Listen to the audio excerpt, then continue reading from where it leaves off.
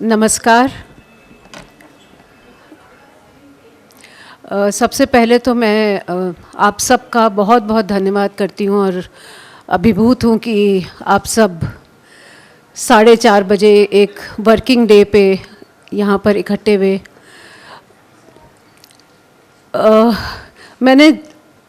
हम लोग ने जब इसकी योजना बनाई थी और जब मधु जी से, विवेक जी से, प्रकृति से, रश्मि से आप सबसे बात हुई तो तुरंत सब लोग एक बार कहने पे मान गए। उसके लिए मैं बहुत बहुत आभारी हूँ। सबसे ज़्यादा जो इसके बाद एक नाटक है जिसको प्रियदर्शन जी ने मेरे अनुरोध पे लिखा और एक इतने वरिष्ठ नाटककार निर्देशक अंकुर जी ने फिर से, मैंने एक बार कहा और वो बिल्कुल तैयार हो गए, बिल्कुल एकदम जैसे उसमें कोई प्रोफेशनल फीस वगैरह कुछ इन्वॉल्व नहीं थी और मेरे लिए बहुत बड़ी बात है ये। तो मैं आप सबका बहुत बहुत तहे दिल से धन्यवाद करना चाहती हूँ। मन्नू जी के ऊपर उनके जाने के बाद ये पहला एक कार्यक्रम हम लोग ने आयोजित किया।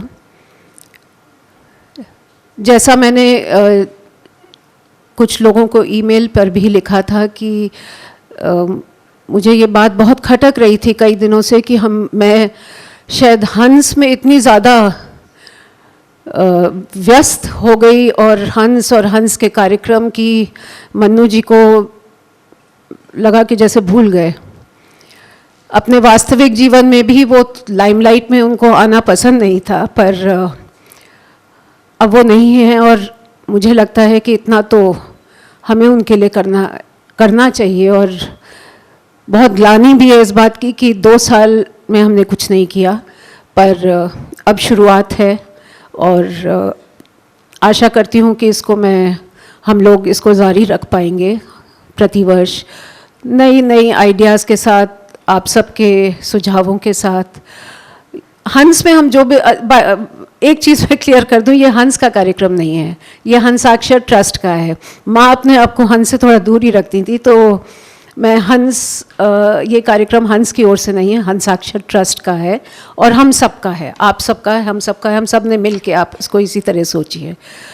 कार्यक्रम की शुरुआत के लिए मैं अब मंच शोभा को देती हूँ। एक बार और आप सबका बहुत बहुत धन्यवाद। राष्ट्रीय नाट्य अकादमी के सहयोग से हंसाक्षर ट्रस्ट द्वारा आयोजित मन्नू भंडारी जी की याद में, उनकी स्मृति में इस कार्यक्रम में आप सब शरीक हुए हैं, इसके लिए बहुत बहुत शुक्रिया। आप सभी का स्वागत है। और एक बात तो तय है कि आप सबकी उपस्थिति इस बात की तस्दीक कर रही है कि जबकि मन्नू जी हमारे बीच नहीं हैं, तो उनका लेखन, उनका जो जीवन संघर्ष है और जो उनकी स्मृतियां हैं, उससे पहले से ज़्यादा सघनता से हमारे सामने हैं। और मुझे मना करती हैं रचना जी, पर ये सच में रचना जी की कर्मठता है कि आज इस भव्य रूप में हम उनको, मन्नू भंडारी जी को याद कर रहे हैं। और निश्चित तौर पर यह आयोजन उनकी स्मृति में बहुत ही सार्थक कार्यक्रम सिद्ध होगा। मैं यहाँ पर आज के आयोजन की रूपरेखा बताने के लिए उपस्थित हुई हूँ। आज का जो आयोजन है वो 2 भागों में विभाजित है। पहला भाग परिचर्चा है, दूसरा हिस्सा है नाटक की प्रस्तुति। परिचर्चा का विषय है समय के आईने में मन्नू भंडारी की नायिकाएं, और जिसमें हम सब सुनेंगे हम हिंदी साहित्य की प्रतिष्ठित लेखिका मधु कांकरिया जी को, उपन्यासकार कथाकार विवेक मिश्र जी को, प्रख्यात कवियत्री और इस कार्यक्रम की सूत्रधार जो निश्चित तौर पर इस परिचर्चा का एक आयाम दर्ज करेंगे आज हम सबके समक्ष, रश्मि भारद्वाज जी, और बहुत ही सक्रिय और ठोस लेखन से लगातार, खासकर हिंदी कथा में अपनी उपस्थिति दर्ज कराती प्रकृति करगेती जी को आज हम सुनेंगे। ये पहला हिस्सा है। और जैसे ही परिचर्चा ख़त्म होगी, एक बहुत ज़रूरी हिस्सा आज के इस आयोजन में जोड़ा गया है, वो है श्रोता संवाद। और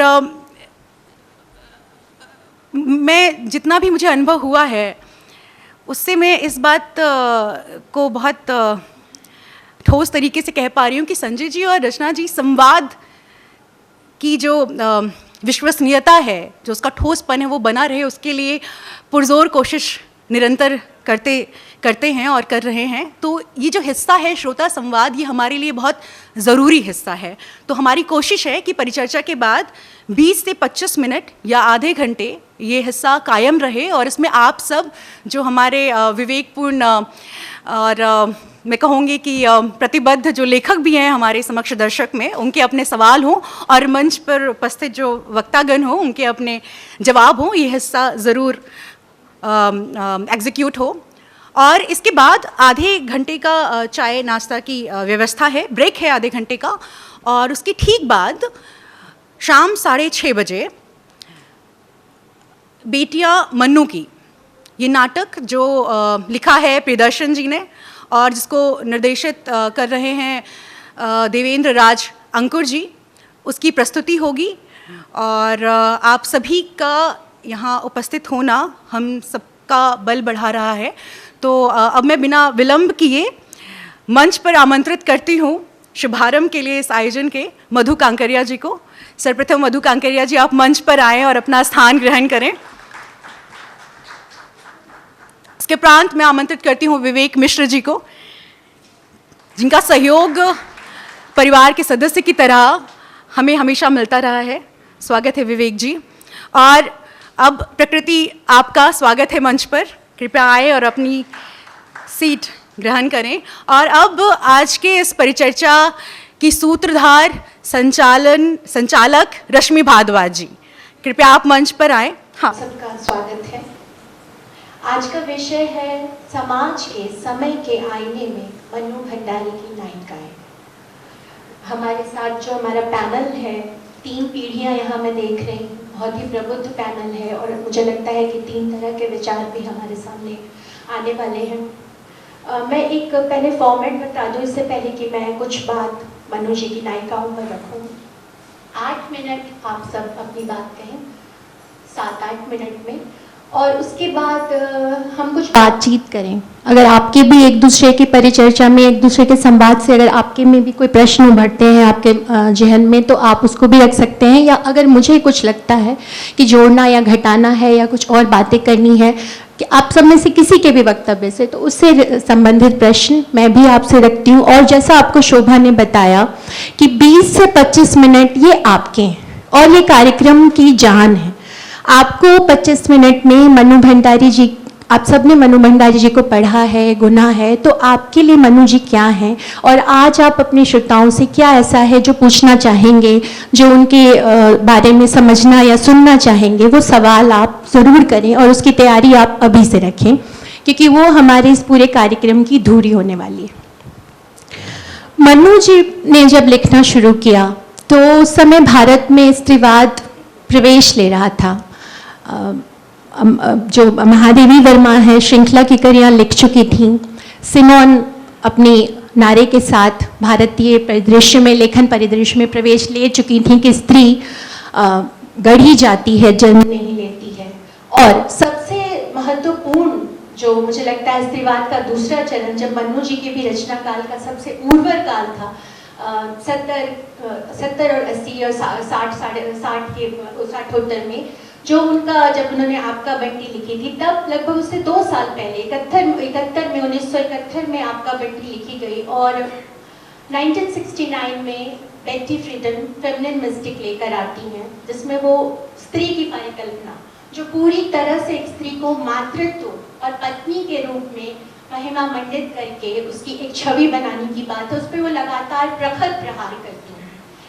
वो बेटी कहती हैं कि you can not dream of a woman other than her children's mother और हर हस्बैंड्स वाइफ।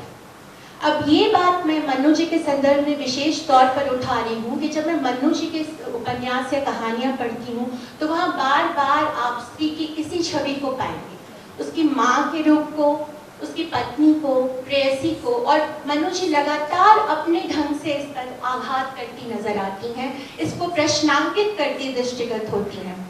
मैंने कई जगह पढ़ा और लोगों से सुना कि मनु जी की जो स्त्रियां हैं वो आम मध्यम वर्गीय स्त्रियां हैं जो बहुत विद्रोह नहीं करती हैं।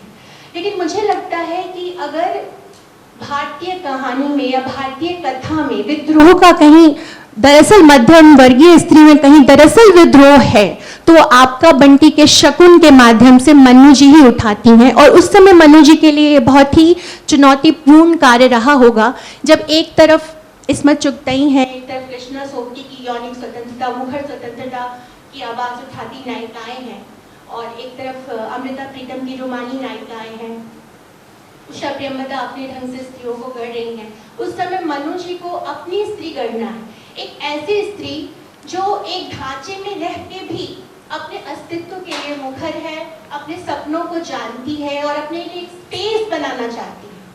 और मुझे नहीं लगता कि आपका बंटी के बाद से अब तक मातृत्व पर इतना प्रखर आघात किसी और रचनाकार में हमें मिलता है, और या स्त्रियों द्वारा लिखी गई रचना में, जहाँ शकुन, अगर आप ऐसे एक शैलो रीडिंग करें तो शकुन आपको एक ऐसी सतही पात्र नजर आएगी, स्वार्थी पात्र नजर आएगी, जो अपनी खुशी के लिए या अपने आकांक्षाओं के लिए अपने बच्चे के साथ कहीं समझौता कर लेती है। लेकिन ये एक बहुत बड़ी चुनौती था। हम मान सकते हैं कि जो आपका बंटी है वो बंटी की कथा है, और बंटी की जन्मपत्री में ये मनु जी कहती भी है कि जो फालतू रह गए, जो कथा के परिदृश्य से हमारी दृष्टि से छूट गए हैं, जब हम स्त्री और पुरुषों की बात, स्त्री पुरुष संबंधों की बात करते हैं, विवाह की बात करते हैं, स्त्री मुक्ति, स्त्री चेतना की बात करते हैं, जो तीसरा रह गया, जो छूट गया, जो बंटी जैसे पात्र हैं, जो संतानें हैं, उनका क्या? मनु जी की दृष्टि भी, लिखने का जो मेन दृष्टिकोण भी था वो यही था, बंटी। लेकिन एक लगातार जो नेपथ्य में एक पात्र है जो बहुत ही मुखर होकर और अपने लिए आवाज उठाता है, वो शकुन का पात्र है। और शकुन एक बहुत ही दुस्साहसी पात्र हिंदी साहित्य में मनु जी ने गढ़ा है। और अगर यौनिकता की भी बात करूं तो वहाँ पे एक दृश्य भी मनु जी डालती हैं, जहाँ बंटी अपनी माँ को, जो माँ उसके लिए एक बहुत बड़ा एक छवि रखती है अपने किसी और पुरुष के साथ, क्योंकि वो बंटी ने कभी भी उसे पिता नहीं माना है, देखता है आपत्तिजनक स्थिति में देखता है, तो उसका उसके मनोविज्ञान पे क्या प्रभाव पड़ता है। तो ये सारे प्रश्न जो आते हैं, या फिर आप बंद दराजों के साथ में की जो नायिका मंजरी है, वह भी कुछ इन्हीं तरह के प्रश्नों से जूझती है। तो मैं अब सीधे प्रगति आपसे शुरुआत करती हूँ। आप मनु जी की नायिकाओं और आज के संदर्भ में उनकी नायिकाओं की क्या प्रासंगिकता है, इस तरह की बात है। नमस्कार, शुक्रिया रश्मि जी, मधु जी और विवेक जी, आपको सादर नमन। हंसाक्षर ट्रस्ट के सौजन्य से आज हम मनु जी के जन्मोत्सव पर उन्हें याद कर रहे हैं। और मनु जी के बारे में बोलना एक तरह से बहुत बड़ी जिम्मेदारी है, और हंस ने ये जिम्मेदारी दी है, इसके लिए पूरी टीम का तहे दिल से शुक्रिया। ये विषय समय के आईने में मनु भंडारी की नायिकाएं, ये बहुत ख़ास है। ख़ास इसलिए क्योंकि मैं जिस इंडस्ट्री में काम करती हूँ उसमें एक शब्द बार बार आता है, हीरोज़ जर्नी, यानी नायक का सफ़रनामा। जोसेफ कैम्बल ने जब हज़ारों साल पुराने मिथक पढ़े, उन्हें समझा, उनकी एक तरह कंपैरेटिव स्टडी की, तो उन्होंने एक पैटर्न देखा कि एक हीरो है जो किसी एडवेंचर पर जाता है और मुश्किलों का सामना करता हुआ अंत में कुछ नया पाता है, और इस सफ़र के दौरान थोड़ा बहुत बदल भी जाता है, बल्कि थोड़ा बहुत नहीं, पूरी तरह से भी बदल जाता है, पूरा ट्रांसफॉर्मेशन होता है। और नायक के इस सफ़र में औरतें भी आती हैं, कभी प्रेरणा की तरह और कभी भटकाव की तरह, प्रलोभन की तरह, बल्कि ज़्यादातर प्रलोभन बनकर ही दिखाया गया है, जो नायक को सफ़र से भटका देती हैं। लेकिन शुक्र है, जैसे रश्मि जी ने भी बताया कि फेमिनिस्ट लिटरेचर आया, तो शुक्र है कि इसी थ्योरी की तर्ज पर जवाबी हमले भी हुए और नायिका का भी सफ़रनामा लिखा गया। और मुझे लगता है इस सफ़रनामे को मनु भंडारी जी ने अपनी कहानियों में बेहद खूबसूरती से पिरोया है, जो हीरोज़ जर्नी की तरह ही नायिका का सफ़रनामा है। मुझे एक गाना याद आता है, ये 1949 50s की कोई एक फ़िल्म है ना, फ़िल्म का नाम भूल रही हूँ, लेकिन गाना है लारा लप्पा लारा लप्पा। उसमें ऑफिस में औरत और आदमी गाना गाते हुए बहस कर रहे हैं। आदमी कहते हैं, आजकल की नारियां हैं मुफ्त की बीमारियां, रात दिन मर्दों से लड़ने की करें तैयारियां, काम कुछ करती नहीं और बांधती हैं साड़ियां। फिर औरतें जवाब देती हैं ऑफिस के ही सेटअप में, फिक्र क्यों करते हो साहिब, फिक्र क्यों करते हो साहिब, ये भी कर दिखलाएंगे, वक्त आएगा तो इस कुर्सी पर हम डट जाएंगे। और इसी पर ही गाना ख़त्म होता है। तो मुझे लगता है कि मनु भंडारी जी ने अपनी कहानियों में इन्हीं औरतों को अपनी नायिकाएं बनाया, जो कुर्सी पर आगे चलकर वक्त आने पर डट गई और उनकी नायिकाएं वर्कफोर्स का हिस्सा बनी। अब 70 और 80 के दशक में बनी फिल्मों को लोग अक्सर रोमांटिसाइज़ करते हैं, बल्कि मैं भी बहुत करती हूँ। मैंने रील्स में देखा है कई बार विद्या सिन्हा और दीप्ति नवल जिस तरह से साड़ी पहनती थी, उस लुक को रिक्रिएट किया जाता है, बल्कि पूरे माहौल को रिक्रिएट किया जाता है कि लड़की ने साड़ी पहनी है, उसकी लंबी सी चोटी है, कलाई पर घड़ी बंधी है, वो या तो कॉलेज पढ़ने जा रही है या पढ़ाने जा रही है या किसी और दफ्तर में नौकरी करने जा रही है। और ये छवि जैसे ही रील्स में दिखती है तो ये मुझे सीधे मनु भंडारी जी की कहानियों की तरफ ही ले जाती है। वो अपने एक इंटरव्यू में कहती हैं, मैंने जैसा देखा वैसा ही लिखा, मैंने किसी विचारधारा से प्रभावित होकर नहीं लिखा। और ये बात उनकी हर कहानी से झलकती है। हर कहानी में एक सादगी है, भाषा में सहज प्रवाह है। और अक्सर किसी लेखक को पढ़कर लेखक की रचना पढ़कर समझ में आता है कि रचनाकार की सोच किस दिशा में है। तो उनकी कहानी पढ़कर मुझे हमेशा यही महसूस हुआ कि वो बड़ा सीधा सोचती थी। भले ही उनके किरदार जटिल हो, उनकी परिस्थितियाँ जटिल हों किरदारों की, पर उन सभी किरदारों के पीछे बैठा जो लेखक है वो बिल्कुल सीधा और सहज सोचता है। यही उनकी कहानियाँ पढ़कर मुझे हमेशा लगता है। और कहीं ना कहीं ये भी लगता है कि उन्होंने अपने किरदारों के लिए एक मॉरल ग्राउंड भी सेट किया है। आज का जो विषय समय के आईने में मनु भंडारी की नायिकाएं, उसका जो पहला पहलू है समय का आईना। अब ये कौन सा समय है? वो समय जिस समय इन किरदारों को गढ़ा गया जब मनु जी ने लिखा, या हम इन किरदारों को आज के समय में तोल कर देखें। जब मैं इस विषय के बारे में सोच रही थी तो ये दोनों ही समय बीच झूल रही थी।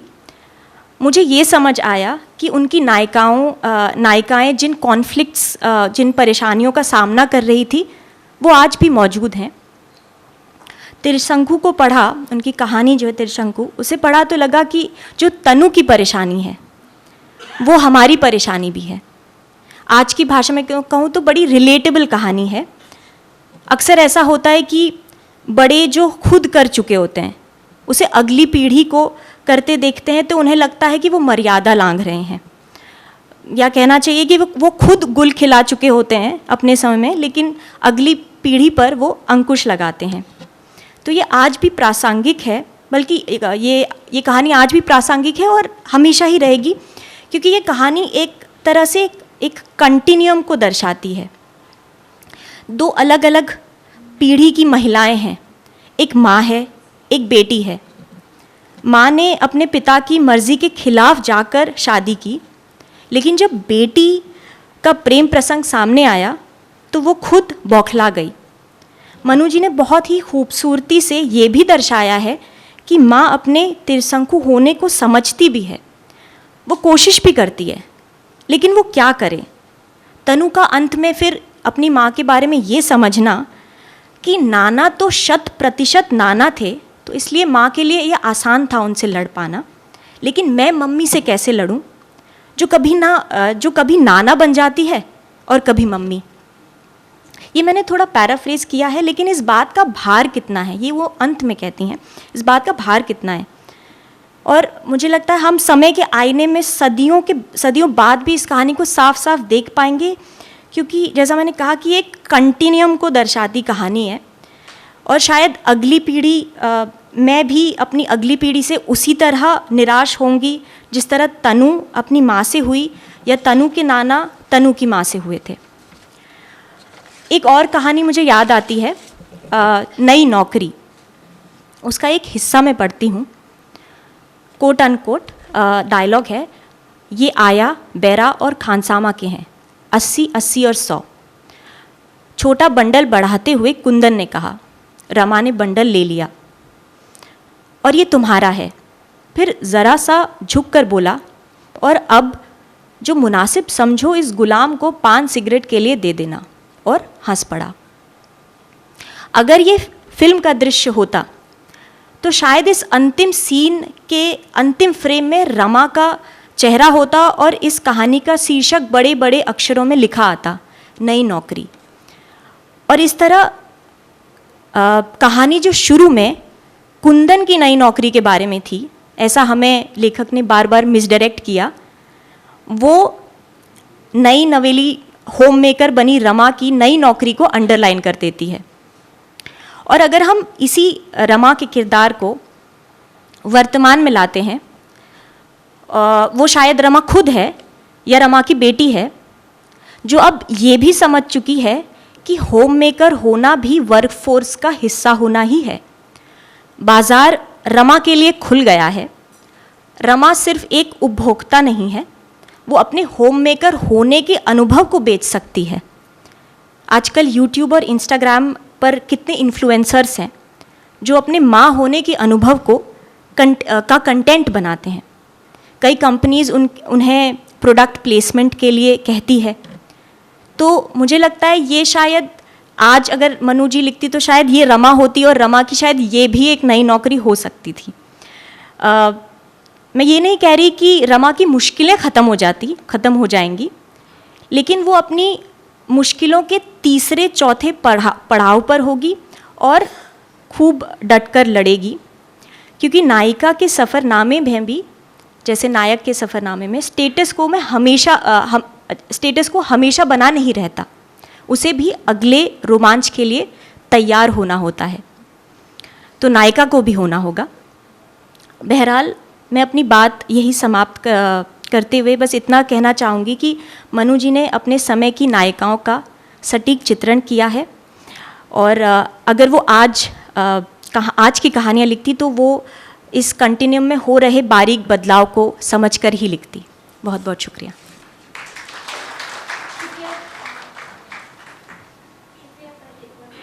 हम दोबारा आप तक लौटेंगे।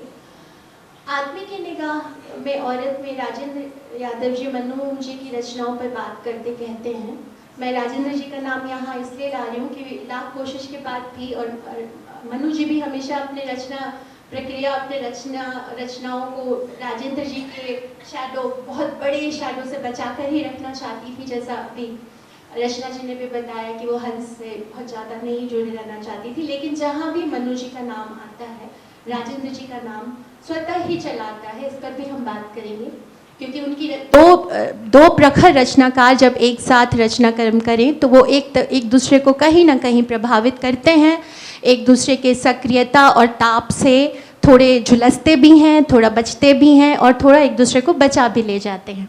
तो मैं जो बता रही थी कि उन्होंने लिखा कि बंटी की असुरक्षा से आगे बढ़ते हुए जो मनु की जो नायिकाएं हैं वो अनजाने में ही राजनीतिक सामाजिक संदर्भों में स्त्री यातना के क्लोजअप दे जाती हैं। अब यहाँ ये 3 शब्द मैंने पॉइंट आउट किए थे। एक अनजाने में, क्या ये अनजाने में होता था, और जो यातना शब्द है और असुरक्षा शब्द है, ये तीनों ही शब्द मनु भंडारी जी के रचनाक्रम से जुड़े होते हैं, खास करके जो शब्द है असुरक्षा।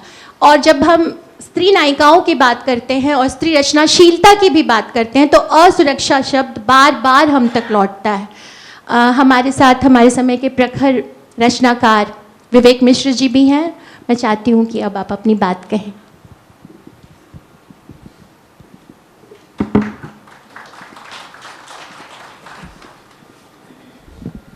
नमस्ते। आज मन्नू जी को याद करते हुए हम सब लोग यहाँ जमा हैं। आदरणीय मंच एवं समस्त प्रबुद्ध श्रोतागण, हम सब आज ऐसे लग रहा है कि एक परिवार है, क्या मंच और क्या श्रोता। जब भी मन्नू जी के बारे में बात हो, राजन जी के बारे में बात हो और भावुक हुए बिना बात करनी हो तो एक चुनौती है हम सब के लिए। दूसरी चीज़, उनकी रचना संसार इतना विस्तृत है और उनके चरित्रों का जो स्पेक्ट्रम है, जो विस्तार है, वो इतना है कि उसमें से कुछ एक चरित्र चुन के और उन पर अपनी बात रखना और आज के समय और संदर्भ में, लगातार बदलते हुए समय और संदर्भ में अपनी बात रखना भी एक चुनौती है। फिर भी मैंने कोशिश की है। रश्मि की बात ने और प्रकृति की बात ने एक ज़मीन तैयार की है।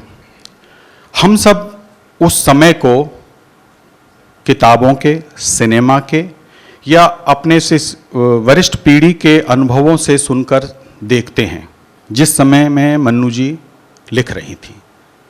60 का दशक, उससे पहले का समय। तो किसी भी रचनाकार की रचना को और उसके चरित्रों को समझने के लिए उस समय को समझना और पकड़ना बेहद जरूरी है। न्यूक्लियर फैमिलीज बननी शुरू हुई थी।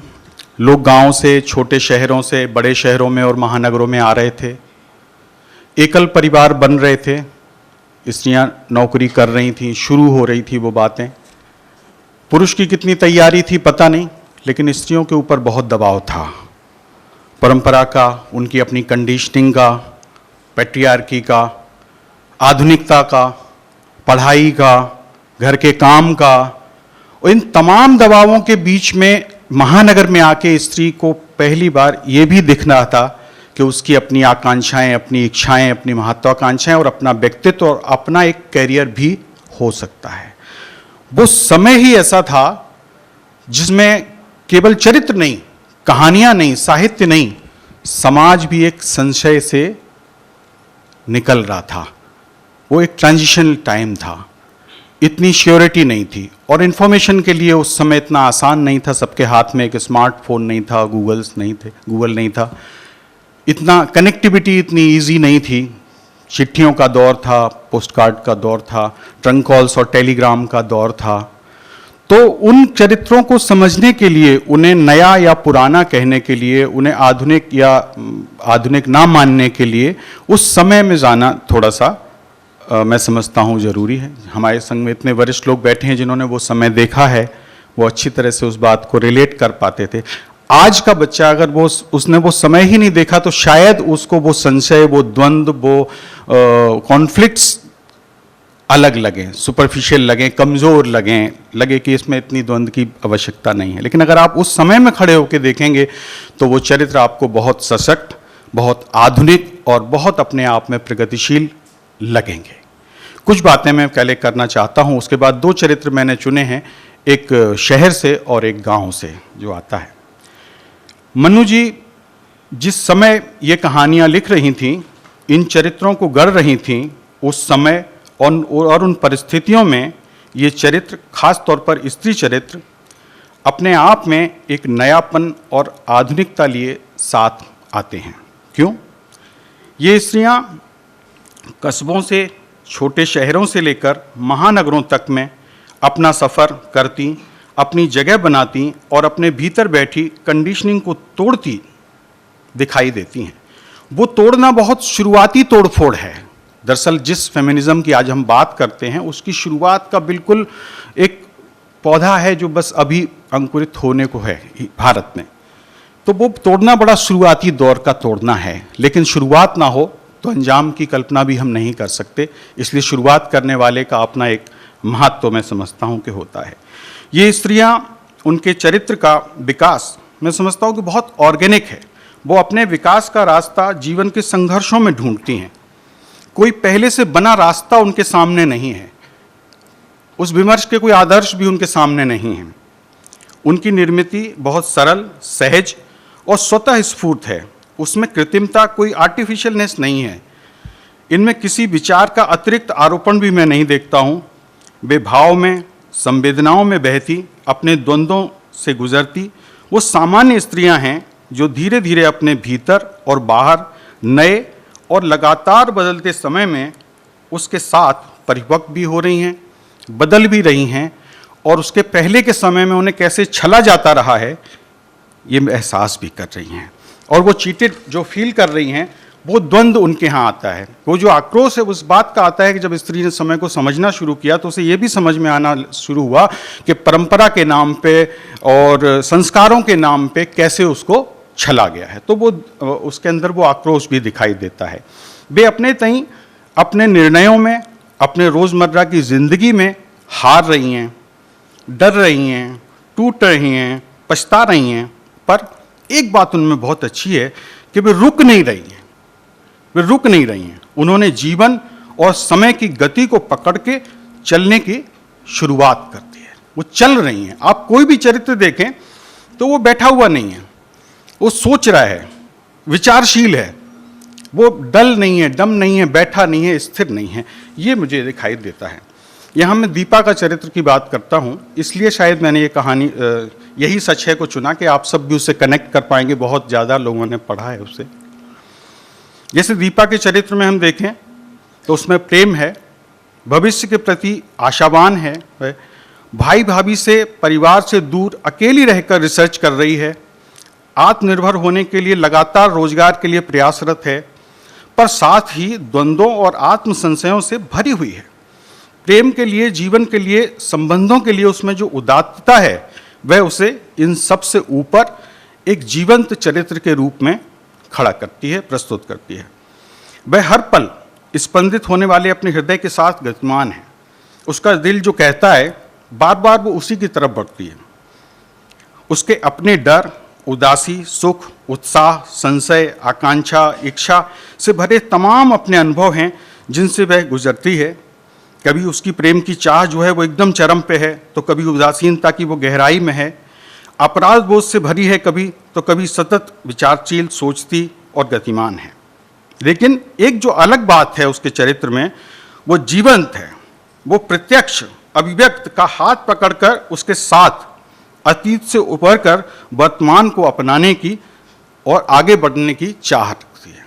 इसीलिए जो व्यक्ति, जो उसका प्रेमी अपने को अभिव्यक्त नहीं कर पाता, जो अतीत में छूट गया है, जिसने कभी धोखा दिया है, वो उसको भूलकर वर्तमान में आती है और उस व्यक्ति के साथ जुड़ती है जो व्यक्ति आज उसके साथ है। उसका चाहना प्रत्यक्ष है, वह आज की स्त्री है, वह अतीत जीवी नहीं है। जो हुआ वह उसे भूलकर आज में जीना चाहती है, उसे अपनाना, उसे भोगना चाहती है। वह अपने समय में रहकर आगे बढ़ना चाहती है। साथी के चुनाव में उसमें द्वंद्व है, पर नौकरी और कलकत्ता जाने के लिए उसका कोई द्वंद्व नहीं उसके मन में। बिल्कुल क्लियर है वो कि वो कलकत्ता भी जाएगी, नौकरी भी करेगी, और वह ये जो निश्चयात्मकता है, ये जो दृढ़ता है, ये जो परिपक्वता है, यही उसकी आधुनिकता का भी प्रमाण है कि वो अपने प्रेम संबंधों में, उस भावुकता में वो द्वंद्व है, लेकिन अपने करियर को लेकर वो कहीं द्वंद्व में नहीं है। वो ये नहीं सोच रही कि वो नौकरी करेगी या नहीं करेगी। इसलिए जब वो वापस लौटती है तो वो उसे स्वीकारती है जो कि आज में है, जो आज प्रेमी उसके सामने है, जो ये कहना जानता है, जो हाथ पकड़ना जानता है, जो उसे गले लगा लेना जानता है, जो अपने को अभिव्यक्त करता है, वो उसके साथ जुड़ती है। ये जो उस समय की, सोचिए ये कहानी जब लिखी गई है, उस समय में अगर हम ये कहानी देखें तो हम पाएंगे कि उस स्त्री के लिए ये निर्णय कितना कठिन रहा होगा, पर वो लेती है। दूसरी कहानी पर मैं बात करना चाहता हूँ, वह है रानी माँ का चबूतरा। चरित्र है गुलाबी। एक औरत है, बहुत गरीब है, अनपढ़ है, और वो अपने शराबी पति को खुद मार पीट के घर से निकाल देती है, और 2 बच्चों को वो खुद पालती है। एक बच्चा गोद में है और एक लड़की उसकी 9 साल की है। और आप ये सोचिए कि वो दिन रात मेहनत मजदूरी करके बच्चों को पाल रही है। बस्ती में एक अकेली स्त्री जिसके घर में कोई पुरुष नहीं है, सबकी चर्चा और चिंता का केंद्र बन जाती है कि कहाँ जाती है, क्या करती है, क्यों करती है, कैसे करती है। उनके नज़रिए में जो गुलाबी है, वो चरित्र का नाम गुलाबी है। गुलाबी शुरू में एक बहुत झगड़ालू उजड़ किस्म की औरत के रूप में सामने आती है। वह अपने बच्चों को अपनी कोठरी में बंद करके काम पर चली जाती है, इसलिए वह एक क्रूर और निर्दयी और हत्यारिन माँ है जो अपने बच्चों को कमरे में बंद करके मार देना चाहती है। वो इस रूप में भी सामने आती है। उसके बाद जब वह सामान्य रूप से थोड़ा सामान्य से ज़्यादा समय बाहर बिताने लगती है, तब यह रूढ़ हो चुका समाज जो जीवन की समस्याओं के और निवारण के लिए या तो भगवान की तरफ देखता है, अंधविश्वासों की तरफ देखता है या सरकार की तरफ देखता है, उस औरत को चरित्रहीन मानने लगता है। पर गुलाबी इन सब से बिल्कुल अलग निकलती है। जब एक दिन वो काम से लौट रही होती है और वो गली में बेहोश होकर गिर पड़ती है और उसके पल्लू में बंधी हुई 2 चीज़ें मिलती हैं। एक 5 रुपए की रसीद है जो शिशु सहायता केंद्र की रसीद है, जिससे कि वो अपने दूध पीते बच्चे को वहाँ छोड़ सके, और हरे कांच की 2 चूड़ियाँ हैं, जो चूड़ियाँ किसी ने उसकी बेटी को दी थी और जिसकी वजह से उसने बहुत पीटा था अपनी बच्ची को, और उसके दिल में था कि मैं इन्हें चूड़ियाँ नहीं दिला पा रही हूँ। तो अपनी बेटी के बचाने के सपने हैं, उसको पढ़ाना है, तो छोटे बच्चे को शिशु सहायता केंद्र में डालना है, उसकी रसीद है।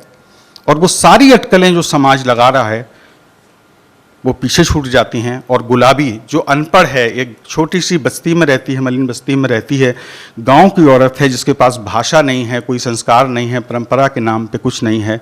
उसको मालूम है कि इस नकारा और शराबी पति के साथ नहीं रहना है, इसको निकाल के बाहर करना है, दिन रात मजदूरी करनी है और तमाम अपने आसपास गली के रहमदिल मर्दों की सहायता नहीं लेनी है। और इन औरतों जो कह रही कि उस रानी माँ के चबूतरे पर जाके दिया जला दो तो सारी मुश्किलें कट जाएंगी, अंधविश्वास में नहीं पड़ना है, भगवान के आगे सर नहीं पटकना है, सरकार से मिन्नतें नहीं करनी है, अपने बच्चे को दिन रात मजदूरी करके पाल के खड़ा कर देना है, पाल देना है, जीवित रखना है और अपनी ज़िंदगी चलानी है। तो ये गुलाबी है।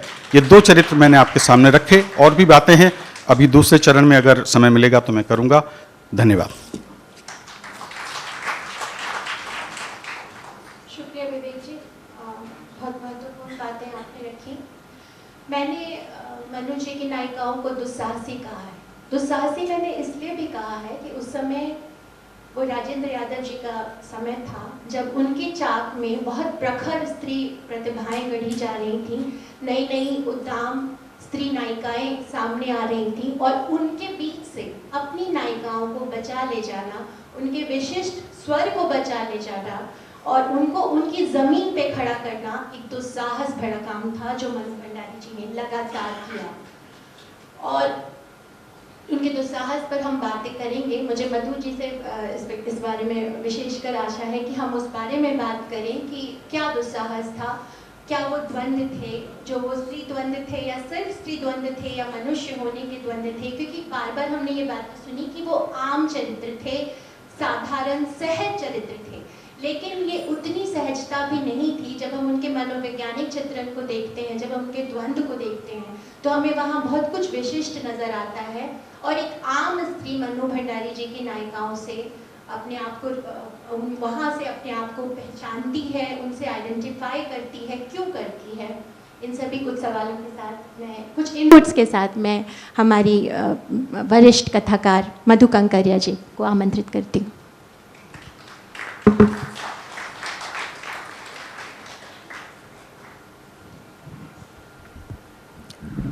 आदरणीय मंच और साथियों, ये मेरा सौभाग्य है कि मुझे महबूब कथाकार मन्नू जी पे बोलने का अवसर मिला है। मन्नू जी से मैं कई बार मिल चुकी हूँ। ये अलग बात है कि मैं उनसे तब मिली जब उनके जीवन की संध्या थी और उनके जीवन के अधिकांश खूबसूरत परिंदे उड़ चुके थे। लेकिन मन्नू जी के बारे में मैंने बहुत सुना है। अजमेर में उनके बचपन के बारे में, अजमेर की सावित्री गर्ल्स कॉलेज में उनका वह समय जब वह समुद्र की तरह गर्जन तर्जन कर रही थी, ये सारी बातें मैंने अपनी माँ से सुनी जो मन्नू जी की दूर की बहन भी थी। और इन सब बातों के आलोक में जब मैं मन्नू जी को पढ़ती हूँ तो जाने क्यों मुझे राजा भर्तृहरि की एक कहानी याद आती है। वो कहानी इस प्रकार है कि राजा भर्तृहरि को एक साधु मिलते हैं और वो उन्हें एक फल देते हैं। वो कहते हैं कि इसे खा लो, तुमको अक्षत यौवन की प्राप्ति होगी। राजा उस फल को अपनी पत्नी को दे देते हैं कि रहे पत्नी चिर युवा। अब पत्नी का भी एक प्रेमी था, पत्नी अपने प्रेमी को दे देती है। अब प्रेमी की भी एक प्रेमिका, तो वो अपनी प्रेमिका को दे देता है। और फल घूम फिर के फिर जब राजा भर्तृहरि के हाथों में आता है तो वे ताजुब करते हैं, लेकिन इसी ताजुब में उनके वैराग्य के बीज छिपे होते हैं और उनके मुंह से निकलता है कि मैंने जीवन के सत्य और असत्य को पहचान लिया है। मुझे लगता है कि मन्नू जी ने भी अपने नए जीवन की पहली सांझ को ही जीवन के सत्य और असत्य को पहचान लिया था। इसलिए जो भी उनकी कहानियाँ निकली है वो जीवन के ताप से तपी हुई कहानियाँ निकली है। एक और दृष्टिकोण से अपन सोचें कि मन्नू जी का हिंदी जगत में पदार्पण कब हुआ था? 60 के दशक में हुआ था। और आप देखिए कि वो एक महान दशक था। सिर्फ भारत में ही नहीं, पूरी दुनिया में इसकी करवट बदल रही थी। आप देखिए उसी समय फ्रांस में छात्र आंदोलन हुआ जिसमें महिलाओं ने बढ़ चढ़ कर हिस्सा लिया। भारत में उस समय नक्सलवादी आंदोलन हुआ जिसमें महिलाओं की भागीदारी काफ़ी अधिक थी। और आप देखिए कि देश के सामाजिक राजनीतिक परिदृश्य पर उसी समय, चाहे वो इंदिरा गांधी हो, चाहे मेधा पाटकर हो, चाहे किरण बेदी हो, चाहे पानी वाली बाई मीनाल गोरे हो, एक से एक तेजस्वी महिलाएं उदित हुई जिन्होंने घर और पति और परिवार के दायरों का अतिक्रमण करके अपने को परिवर्तनकामी शक्तियों से जुड़ा। तो इन सब का असर हम भारतीय लेखिकाओं पर भी हुआ। तो जाहिर है कि उसी दौरान जब मन्नू जी ने अपनी लेखनी उठाई तो उन्होंने पहली बार हिंदी समाज को वो नायिकाएं दी जिन्होंने दमक के पूछा कि मैं कौन हूँ, क्या है मेरी पहचान। उन नायिकाओं ने पहली बार उसकी पत्नी, उसकी बेटी, उसकी बहन बनने से इनकार किया और अपने स्वयं की खोज की। पहली बार उन नायिकाओं ने किसी और की प्रतिध्वनि बनने से इनकार किया और अपनी भीतर की अंतर्ध्वनि को पहचाना। वो छेने हथौड़े लेके अपने ताजमहल अपने आप गढ़े। तो मन्नू भंडारी की इसीलिए आप देखिए कि जो उनकी कहानियाँ हैं उनका फलक बहुत बड़ा है। लेकिन ये विडम्बना ही है कि उन्हें अधिकतर आलोचकों ने क्या कहा है कि वे मध्यवर्गीय कामकाजी महिलाओं की कहानियाँ लिखती थी, जबकि मैं सिर्फ यहाँ पे ये बतलाऊँगी कि मन्नू जी मुझे क्यों अलग लगती है। पहली बात तो ये है कि वो पहली जो समय के आगे देखने की ताकत रखती थी। वो पहली महिला थी जिन्होंने राजनीति पर उपन्यास लिखा, महाभोज। हालांकि साल भर बाद ही मृदुला जी का भी उपन्यास आ गया, लेकिन फिर भी पहली लेखिका का श्रेय तो मन्नू जी को ही जाएगा। और वहाँ पे उन्होंने जो चरित्र गढ़े वो आज और विकराल रूप में हमारे सामने आ रहे हैं। और आप देखिए कि उस समय दलित विमर्श कहीं नहीं था और उन्होंने उसका केंद्र दलित को बनाया। और अब मैं नायिकाओं पे आती हूँ कि मन्नू जी मुझे अद्भुत लगती है कि उन्होंने हमें विरहिणी नायिकाएं दी जो बाकी लेखिकाओं ने भी दी। लेकिन मन्नू जी क्यों अलग थी?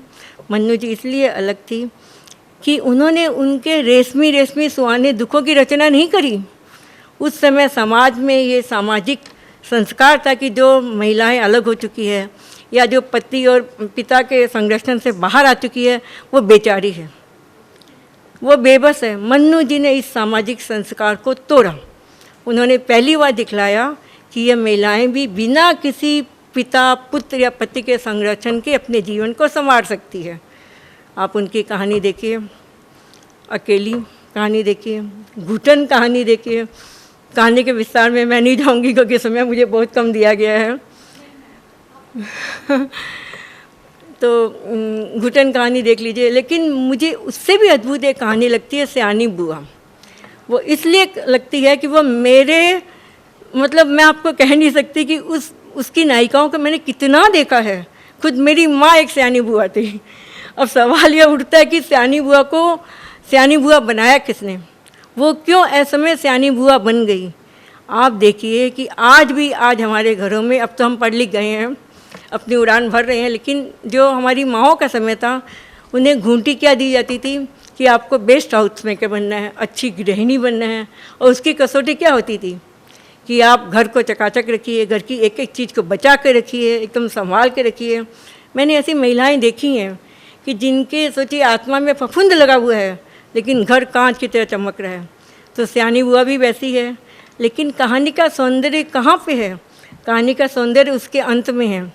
जब वो बहुमूल्य प्यालों का सेट टूट जाता है तो वो बुआ का जैसे पिंजरा टूट गया। तो वो प्यालियों का टूटना नहीं है, वो उसकी मानसिकता का, उसके उस पिंजरे का टूटना है जहाँ से वो बाहर निकलती है। और पहली बार उसे एहसास होता है कि कितना अनुशासन के तारों में घर को मतलब कष्ट दिया गया कि कोई सांस भी नहीं ले पा रहा है। तो ये मुझे जो छोटी छोटी साधारण बातों पर मन्नू जी ने जो बड़ी बड़ी असाधारण कहानियाँ लिखी है, मुझे उसमें सौंदर्य नज़र आता है। मुझे एक बात और नज़र आती है कि वो ऐसी लेखिका थी जो संवेदना से तर्क की ओर जाती थी, क्योंकि वो बात जीवन की करती थी, वो जीवन की लेखिका थी। उनकी कहानी मुक्ति आपने पढ़ी होगी। क्या है वो कहानी? आप कहोगे कुछ नहीं है, बहुत ही साधारण कहानी है, लेकिन उसकी बारीकी आप देखिए कि वो कहानी क्या है। कि महिला है, पति है, कैंसर से जूझ रहे हैं, 8 महीना से महिला पति की सेवा कर रही है। वो इस प्रकार सेवा कर रही है कि वो मनुष्य होने की सीमा के पीछे चली गई है। वो अपनी मानवीय ज़रूरतों को भूल गई है। उसने अपनी निद्रा और आहार को ताक पे रख दिया है। आप देखिए, जब आप किसी को मनुष्य होने का एहसास भी नहीं दोगे तो क्या होगा? वो मानवीय अनुभूतियों से भी दूर जाएगा। अब ऐसी बात नहीं कि घर समर्थ नहीं है, घर समर्थ है, नर्स भी है, उस महिला की 2 बेटियां भी है। एक बेटी तो हेल्प करना भी चाहती है माँ को, लेकिन जो पति है वो पत्नी को फॉर ग्रांटेड लेते हैं। वो नर्स से भी मतलब कि नर्स से भी सिर्फ यही सेवा लेते हैं कि दवाई दे दें, इंजेक्शन लगा दें, लेकिन जो व्यक्तिगत सेवा है, पाँव दबाना, छाती मसलना, वो पत्नी से लेते हैं, क्योंकि पत्नी से उन्हें कोई संकोच नहीं है, पत्नी के प्रति उनमें कोई एहसान की फीलिंग नहीं है, पत्नी से लेते हैं। और पत्नी के अंदर भी मानवीय अनुभूतियाँ सूख रही है। वो ऐसा इसलिए नहीं कर रही है कि पति के प्रति बहुत लगाव है या प्रेम है, नहीं, ऐसा नहीं है। वो इसलिए कर रही है कि एक आदि हो गई, जैसे कर्तव्य, सूखा कर्तव्य बोध है उसके अंदर, और एक डर है कि यदि वो पाँव दबाना भूल जाएगी तो पति की कहीं नींद नहीं टूट जाए, और इसलिए वो दबाती है। यहाँ तक कि पति कोमा में चले गए हैं तो भी वो नहीं छोड़ती है। और कहानी का अंत कितना सुंदर होता है कि वो मनुष्य रूप में अपने को दर्ज करती है, क्योंकि जब लगातार उसकी निद्रा और उसकी जो भूख है उसको उसने ताक पे रखा हुआ है, जब पति गुजर जाते हैं ठीक उस समय वो शायद उसे वापस अपना मनुष्यत्व मिल जाता है, और वो एक थोड़ा बहुत रोती है दिखावे के लिए, और एक गहरी नींद में चली जाती है। और यहाँ पे 2 दृष्टियाँ भी है, उसकी 2 बेटियाँ हैं। पहली बेटी कहती है कि मातम कुर्सी के लिए इतने लोग आए हैं, माँ का इस प्रकार खर्राटे मार के सोना अच्छा नहीं है, उसे सचेत रहना चाहिए। लेकिन जो दूसरी बेटी है वो कहती है नहीं, जो 8 महीने से नींद नहीं लिए वो तो सोएगी ना। तो अंत में देखिए कि जो मन्नू जी है वो उसे इस विरोध में मनुष्य रूप में दर्ज करती है। ये है इस कहानी का सौंदर्य। एक बात मैं और कहना चाहूँगी कि हम नायिकाओं की बात कर रहे हैं, मुझे लगता है कि मन्नू जी ने मानवीय त्रासदी के हर पहलुओं पर नज़र डाली है। उनकी ये कहानी है गोपाल को किसने मारा, उसका जिक्र नहीं होता है, और मुझे ये कहानी बहुत अच्छी लगती है। वो इसलिए लगती है कि मन्नू जी ने पहले ये दिखलाया इस कहानी में कि जो आज का असंतुलित और जो मनुष्य विरोधी विकास है, उसकी आंधी में गांव किस प्रकार बेनूर होते जा रहे हैं।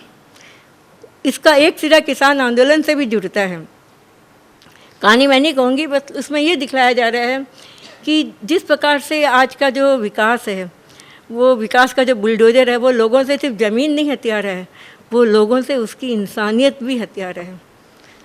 कहानी में बस यही होता है कि एक किसान है राम निजावन, उसके 2 बेटे हैं, दोनों बेटे विकास की भेंट चढ़ जाते हैं। एक है जो अपनी मौत मरता है, वो शहर में जाता है, वहाँ बिजली का करंट लगता है, मर जाता है। शहर में किस लिए जाता है? क्योंकि गांव में इतने अवसर नहीं मिलते हैं, खेती से बहुत ही सीमित आय होती है। कितना टाइम है? खेती से बहुत सीमित आय हो रही है, तो उसे गांव जाना पड़ता है, और तो वो मर जाता है। दूसरा बेटा है वो मतलब कि 8-10 साल के बाद वो बड़ा होता है, तो वो बेरोजगार है। लेकिन अब क्या है कि गांव में जीने भोगने की बहुत सारी चीज़ें आ रही है, क्योंकि गांव धीरे धीरे कस्बा बनता जा रहा है। अब वो अपनी खेती की कमाई से संतुष्ट नहीं है, वो चाहता है वो कुछ करे। अब करे क्या? ज़मीन तो है नहीं, पैसा भी नहीं है। एक बात बतलाना भूल गई थी कि जब बड़ा बेटा जो दुर्घटना का शिकार होता है, तो उसे कुछ मुआवजे के रुपये मिलते हैं, तो उसका पिता लेना नहीं चाहता है, लेकिन फिर गाँव वाले परामर्श देते हैं कि आप उसमें प्याऊ खोल दो उस रुपये से। तो वो प्याऊ खोलता है। अब जो छोटा बेटा है गोपाल, वो कुछ करना चाहता है, क्योंकि खेती से वो संतुष्ट नहीं है, पैसा नहीं है, भूमि नहीं है, तो वो पिता को कहता है कि जो प्याऊ बनी हुई है बड़े भाई की स्मृति में उसे बेच देते हैं। पिता को बहुत झटका लगता है कि ये क्या कर रहे हो, तो लोक कल्याण की चीज़ें हैं, लेकिन बाजार के ताकत के सामने प्याऊ दम तोड़ देती है और वो प्याऊ को बेच देता है। तो मुझे कई बार ये लगता है कि जैसे उनकी जो कहानियाँ है कलाकार, जिसमें वो दिखलाते हैं कि जीवन सबसे ऊपर है, या जो उनकी कहानी है सजा, जो दिखलाती है कि किस प्रकार जो आज की न्याय व्यवस्था है उस पर वो तंज कसती है। तो मैं उन्हें इस प्रकार से याद करती हूँ कि वो सिर्फ स्त्री की व्यथा नहीं कर रही है। मॉरल ग्राउंड, जैसा मैंने कहा कि उनके किरदारों को पता है, मतलब वो एक तरह से सही और गलत को कहीं ना कहीं ब्लैक एंड वाइट में देखती हैं कि ये सही है। जैसे मैंने उनकी कहानी, मैम ने भी बोला कलाकार में मुझे वो साफ साफ दिख रहा था कि वो एक मॉरल ग्राउंड उन्होंने सेट किया है कि एक पेंटर है। और क्या स्त्री नायिकाओं के लिए भी उनकी कोई मॉरलिटी या मॉरल ग्राउंड नज़र आता है? क्योंकि हम यहाँ स्त्री नायिकाओं पर अपनी बात केंद्रित करते हैं। स्त्री नायिकाओं ने, जैसे मैम ने भी कहा कि वो एक मनुष्य के लिए जो एक मॉरल ग्राउंड होता है, उन्होंने उस नज़रिए से वो मॉरल ग्राउंड दिया है सभी को। वो सिर्फ स्त्री होने की वजह से कोई एक खास मॉरल ग्राउंड नहीं, लेकिन एक मनुष्य होने के नाते। और जो उनकी कहानी कलाकार है, उसे पढ़कर मुझे ऐसा लगा कि वो जैसे एक पेंटर है, पेंटर ने कोई एक दृश्य देखा तो उसके लिए और वो बहुत ही दयनीय सी स्थिति में कोई मनुष्य है जो जिसे, और पेंटर के लिए ये ज़्यादा ज़रूरी बन जाता है कि वो उसे उकेर दे, उसे ड्रॉ कर दे। पर और जो उसकी दूसरी दोस्त होती है, वो उसी जो दयनीय सी जो स्थिति होती है में जो मनुष्य होता है, उसे वो बचाती है, उसके बच्चों को वो बचाती है। कहानी में ऐसा होता है। तो जब मैं मॉरल ग्राउंड की बात करी तो मुझे कलाकार कहानी में वो साफ साफ दिखता है कि इस तरह से उन्होंने एक ब्लैक एंड वाइट दिखा। ये भी कहना गलत होगा कि वो जटिलताओं को नहीं समझ रही थी, लेकिन यहाँ पर तो जब वो कहानी कर रही है तो क्लियर है कि सही क्या है और गलत क्या है। तो नायिका के लिए नहीं, बट एक मनुष्य होने के लिए मॉरल ग्राउंड सेट किया। विवेक जी, आपने ट्रांजिशन पीरियड की बात कही थी, तो आज हम सब जमा ही इसलिए हुए हैं कि हम इस बात को समझें कि समय के आईने में, यानी आज मन्नू जी की नायिका को पढ़ते हुए, घूमते हुए, आज की स्त्री कहाँ से उससे अपने आप को आइडेंटिफाई कर पाएगी, वाबस्ता हो पाएगी। आपने कहा कि शुरुआती तोड़ फोड़ स्त्रीवाद का, तो आपको क्या लगता है कि आज हम फिर एक ट्रांजिशन पीरियड में हैं जहाँ स्त्री पर धर्म, समाज, राजनीति के बहुत सारे हमले हैं और बाजार, चौतरफा हमले एक स्त्री के ऊपर पड़ रहे हैं। तो आज मन्नू भंडारी की नायिकाएं, आप कैसे समझते हैं कि आज की आधुनिक स्त्री में वो कहाँ है?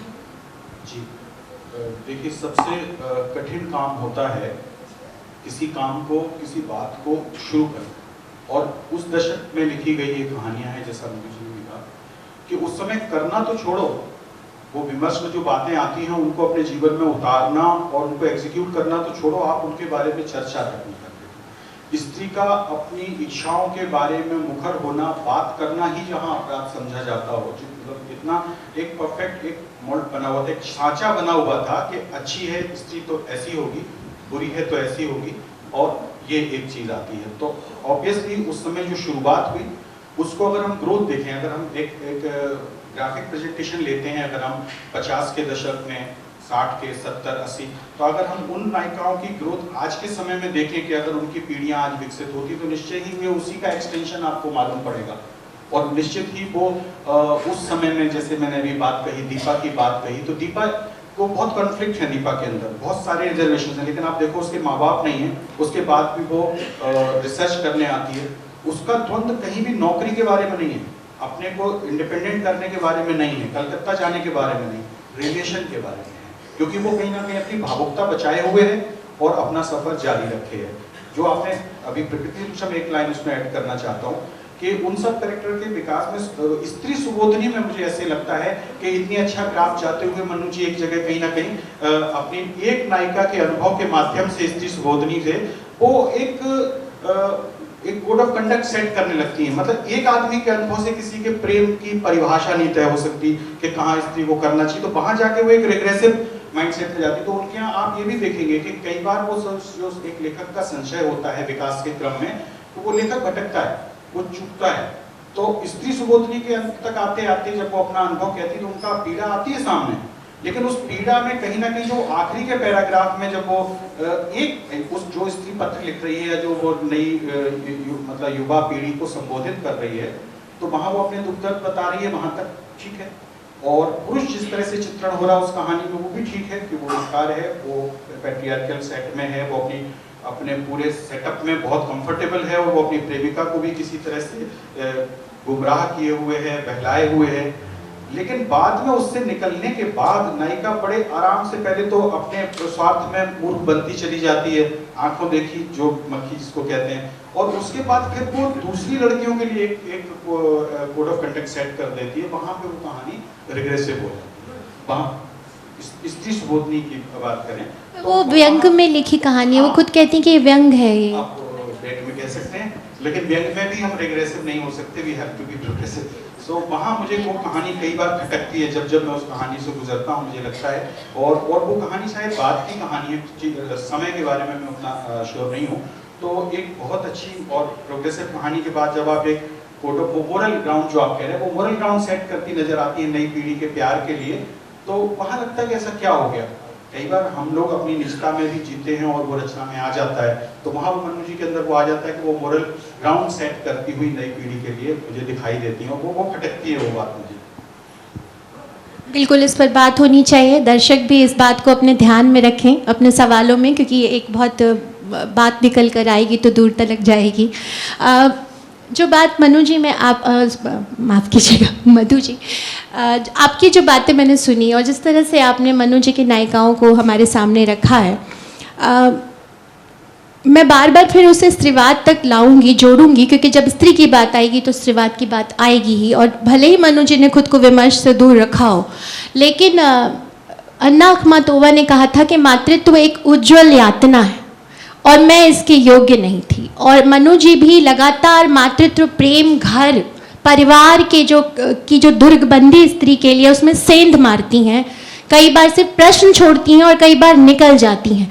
जब तक हो सकता है एक मनुष्य, जो आपने मनुष्यता की बात की थी, मनुष्य के तौर पर वो उसे बचाती नजर आती हैं, लेकिन जहाँ लगता है कि अब उनकी स्त्री उसमें डूब जाएगी, वो वहाँ से उसे निकाल देती हैं। और खुद मनु जी का भी जीवन इसका उदाहरण है। मुझे लगता है कि लेखक अपने आप को जीवन से, अपनी रचनाओं से बहुत काट नहीं सकता। तो आपसे मेरा सवाल यह है कि एक तो आप मॉरल ग्राउंड पर भी अपनी बात कुछ कहना चाह रही थी, इसके अलावा स्त्री सुबोधनी पर भी आपने बोला कि आप कुछ कहेंगी। आज आपको क्या लगता है कि क्या ये दुस्साहस नहीं था मातृत्व की अवधारणा में सेंध लगाना, जो आज तक भी हमें नहीं मिलता है? क्योंकि भारतीय परिप्रेक्ष्य में मातृत्व अभी भी बहुत बड़ी अवधारणा है और स्त्रीवाद का सारा संघर्ष ही मातृत्व, प्रेम, परिवार के नाम पर जो स्त्री का शोषण हो रहा है उससे अपनी अस्मिता को बचाना है। तो आपको क्या लगता है इससे आज की नायिका कहाँ तक मनु जी की नायिकाओं से प्रेरित हो सकती है? सब बातें घुल मिल गई है, तो मैं अपने ढंग से बात का जवाब देती हूँ कि मनु जी पर यह आरोप तो हमेशा लगा है कि इन्होंने कि विप्लव का बिगुल बजाती क्रांतिकारी नायिकाएं, झांसी की रानी टाइप नायिकाएं नहीं दी हमें। यह सच है, नहीं दी। लेकिन आप ये देखिए कि उनकी जो नायिकाएं हैं वो जीवन से निकली हुई नायिकाएं हैं, जो आधुनिकता और परंपरा के वह संधि पर खड़ी हुई है। मनु जी कभी भी अतिवाद में विश्वास नहीं करती थी। उनकी नायिकाएं आधुनिक होती हैं, उनकी नायिकाएं परंपराओं को भी तोड़ती है, मर्यादाओं का भी अतिक्रमण करती है, लेकिन किस हद तक? वे उसी हद तक करती है कि उनकी अस्मिता, उनका अस्तित्व और उनका स्वाभिमान बचा रहे। वो बिना अनावश्यक तोड़ फोड़ में विश्वास नहीं करती हैं। वो परिवार को बचाने में, समाज की लय ताल को बचाने में विश्वास करती हैं। तो इस चीज़ को अपने को समझना चाहिए कि वो रेडिकल फेमिनिज्म के चक्कर में कभी नहीं पड़ी, क्योंकि वो जीवन को बचाने में विश्वास करती थी। दूसरी बात यह है कि देखिए, जो उनकी नायिकाएं हैं उनके अंदर एक लोकतांत्रिक दृष्टि है। वे लोकतंत्र की ओर देख रही है, घर के अंदर भी, घर के बाहर भी। और उनके लिए स्त्री विमर्श क्या है? उनके लिए स्त्री विमर्श पुरुषों की नकल नहीं है। उनके लिए स्त्री विमर्श है अपने भीतर के संस्कार को, कुसंस्कार को, अंधविश्वास को, कर्मकांड से मुक्ति पाना। उनके लिए स्त्री विमर्श यह है। उनके लिए इससे विमर्श यह है कि वो अपने भीतर की तरंग को पहचाने। आप उनकी कहानियाँ देखिए। और अब मैं बात करती हूँ स्त्री सुबोधिनी की बात पे कि देखिए, मन्नू जी जिस समय लिख रही थी, या आज भी आप देखिए कि बहुत सी नायिकाएं हैं, बहुत सी लड़कियां हैं कॉलेज की जो प्रेम को मीराबाई के भाव से ग्रहण करती है, प्रेम में पूरी समर्पित है, वो प्रेम में पूरी तरह से अपने को भस्म कर देंगी। मन्नू जी उन नायिकाओं को आगाह करती है। वो प्रेम के विरोध में नहीं है, वो पितृसत्ता को भी आईना दिखला रही है, पितृसत्ता को आईना दिखला रही है। उनके जो नैतिकता के दोहरे मापदंड है उस पर सवाल खड़ा कर रही है, और वो महिलाओं को आगाह कर रही है कि भाई प्रेम को आप मीराबाई के भाव से ग्रहण मत करो, क्योंकि ये कि हर पुरुष इस लायक नहीं होता। वो प्रेम के विरोध में कहीं भी नहीं है। और जो करतूते मर्द कहानी हो, हाँ ये आप कह सकते हैं कि उसमें एक लाइन उपदेशात्मक आ गई, या वो अपनी सहेलियों को संबोधित करी है, तो वो उनके लिखने का अंदाज है, शुरू से ही ऐसा ही रहा है। और सबसे बढ़कर मैं ये कहूँगी कि मन्नू जी ने जितनी भी कहानियाँ लिखी है, आप देखो वो समय से निकली हुई है।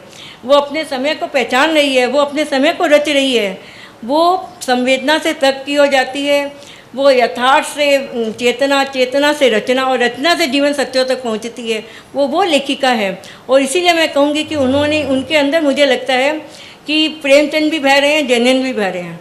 प्रेमचंद का यथार्थवाद भी उनके अंदर आपको मिलेगा, आदर्शवाद भी मिलेगा, और जैनन का मनोविज्ञान भी मिलेगा, चाहे वो बाल मनोविज्ञान हो, चाहे वो स्त्री मनोविज्ञान हो, चाहे युवा मनोविज्ञान हो।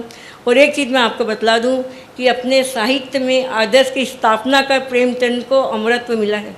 प्रेमचंद अमर इसलिए हुए हैं कि उन्होंने अपने साहित्य में रेडिकल चेंजेस की बात नहीं करी, वो उन्होंने आदर्श की बात करी, और प्रेम में अपने साहित्य में आदर्श की स्थापना कर वे अमर हुए हैं। मन्नू जी को भी शायद यही नियति मिलेगी, ऐसी मेरी शुभकामना है। अब हम इस कार्यक्रम के महत्वपूर्ण चरण श्रोता संवाद की ओर बढ़ रहे हैं, पर उससे पहले ममता जी यहाँ बैठी हुई हैं। मुझे ममता जी की कविता याद आ रही है, जो एग्जैक्ट पंक्तियाँ तो याद नहीं है, पर कविता का भाव कुछ इस तरह है कि क्रांतिकारी कहेंगे दीवार तोड़ दो, पर वो एक एक पायदान रखती जाएगी और दीवार नाम जाएगी। तो एक यह भी स्त्री विमर्श का तरीका है। और कई बार मेरे दिमाग में ये बात आती है, ममता जी से क्षमा सहित, कि शायद वो दीवार तोड़ दे तो पीछे आने वालों के लिए भी रास्ता बन जाएगा। तो ये दो पर्सपेक्टिव हमारे सामने है, और यहाँ भी तीन पर्सपेक्टिव हमारे सामने आए। और अब मैं आप सबसे सवाल आमंत्रित करती हूँ कि कृपया अपने सवाल हमारे प्रबुद्ध वक्ताओं से रखें। आप अपनी बात भी कह सकते हैं। जी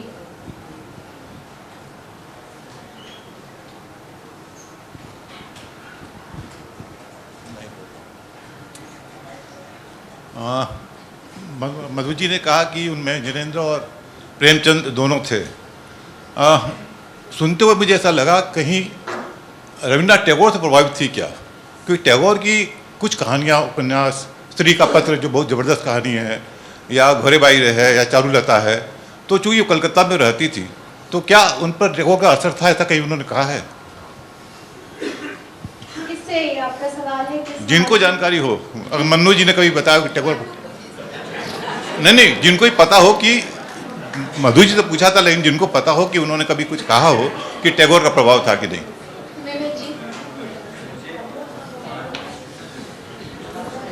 मुझे उनकी कहानियां पढ़ के तो ऐसा नहीं लगता, क्योंकि नई कहानी आंदोलन की बहुत सशक्त हस्ताक्षर थी, और उस समय जो भी प्रभाव थे, कहानी उन प्रभावों को तोड़ के आगे बढ़ने की कोशिश कर रही थी। तो वो प्रभाव जो थे उसमें थोड़ा बहुत तो पिछला रह जाता है, लेकिन स्पष्ट तौर पे कहीं नहीं लगता कि ऐसा प्रभाव है। लेकिन कहाँ जब ये आपका बंटी आता है और उसमें शकुन आती है, और जो चरित्रों का जो गुंफन है, जिस तरह से आप कह सकते हैं उस टेक्सचर में उनका प्रभाव कहीं दिखाई देता है, और वो प्रभाव समय समय से वो पूरे भारतीय साहित्य में दिखाई देता है। उस समय जो भी लोग लिख रहे थे, अगर वो जो भावनात्मक जो भावनाओं का जो भाव है, जो भावुकता है चरित्रों की, वो दिखती है, और बिल्कुल उसका प्रभाव भी दिखता है, उनके उस शिल्प में भी वो प्रभाव कहीं ना कहीं दिखता है, लेकिन वो उस समय के ज़्यादातर रचनाकारों में दिखता है, लेकिन अलग से। गुलाबी जी, हाँ जी जी,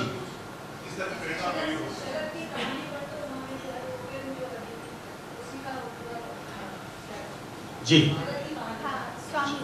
जी, बिल्कुल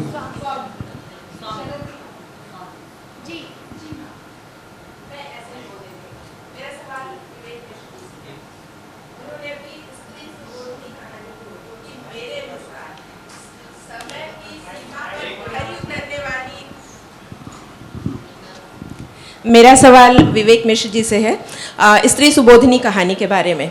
उन्होंने स्त्री सुबोधिनी कहानी को एक रिग्रेसिव कहानी बताया, जबकि चरित्र की ही बात हो रही है, जबकि मैं जैसा समझती हूँ कि एक तो कि वो व्यंग्य शैली में लिखा हुआ था और बहुत चुटीली शैली में लिखा हुआ है।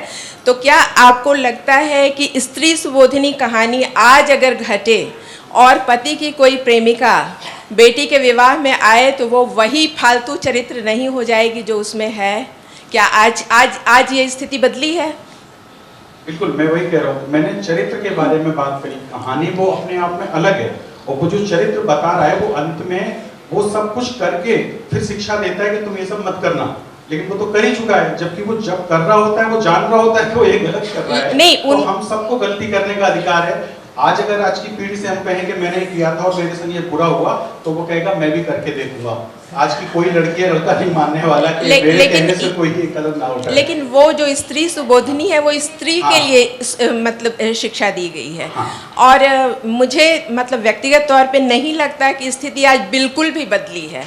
वो बिल्कुल नहीं बदली है, आज भी वो चरित्र जस के तस हैं। आप इस बारे में सोचिएगा एक बार। वो चरित्र जस के तस हैं, और आज ये स्थिति बदली है कि आज बताने पे भी कोई नहीं सीखेगा, बल्कि अब आपको कहानी के अंत में, उस समय तो ये इतना था कि लोग एक चरित्र आता है और वो बाद में शिक्षा दे जाता है। अब किसी कहानी के अंत में एक पन्ना आप शिक्षा दे के देखिए तो मतलब आपकी खाट खड़ी कर देगा। नहीं, वो शिक्षा देना असल में चुटीलापन है कहानी का, और वही उसको विशिष्ट बनाता है, मेरा ये मानना है। सवाल आकांक्षा जी, सवाल।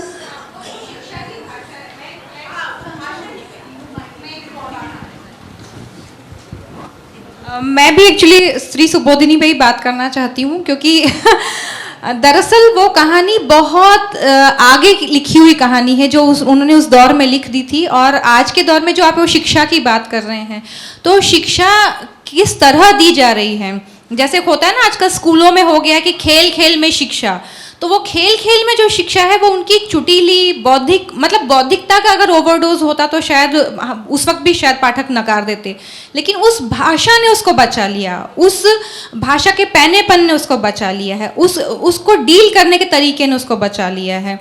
और दूसरी बात जो हम बात कर रहे हैं, जो नायिकाओं की हम बात करें, तो वो जो उनकी नायिकाएं हैं वो बहुत कन्विक्शन के साथ और बहुत ही ज़्यादा चुटीले ढंग से बात कह देती हैं, और बहुत हल्के ढंग से कभी नहीं कहती, मतलब उसको हल्का ढंग नहीं कह सकते, वो कन्विक्शन के साथ आती हैं। जैसे जब हम बात कर रहे थे कि उनकी नायिकाएं या उस दौर की, तो मतलब मैं बिल्कुल क्षमा के साथ बोलना चाहती हूँ कि थोड़ा सा पर्सपेक्टिव जो होता है वाइडर करना चाहिए। जब हम उस दौर में जब वो लिख रही थी तो बड़ा हल्ला होता था कि त्रयी है, कमलेश्वर जी, मोहन राकेश जी और राजेंद्र यादव जी। तो एक्चुअली क्या होता है कि त्रयी शायद बोलने में अच्छा लगता होगा और चार लोगों के लिए जगह अट नहीं पाती साहित्य में, और स्त्रियों के लिए तो कभी नहीं अट पाती।